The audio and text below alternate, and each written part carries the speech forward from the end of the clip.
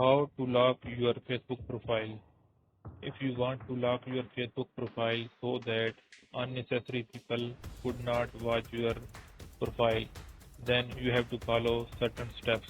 I will guide you the step-by-step process to lock your profile. Follow me. First of all, click on Facebook application. Make sure you are logged in and also make sure you are using the latest version. Now click on these three horizontal lines. Here is your profile. Now click on your profile. Now here you can see the three dotted line.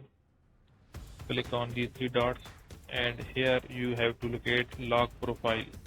So you have to click here lock profile, and in this blue bar you have to click on lock your profile.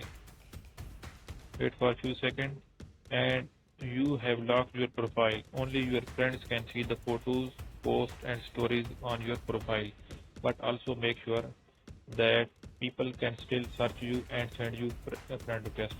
So I hope you have liked this video. If you like this video, then click on like button and subscribe my channel, and I will see you in the next video. Till then, goodbye.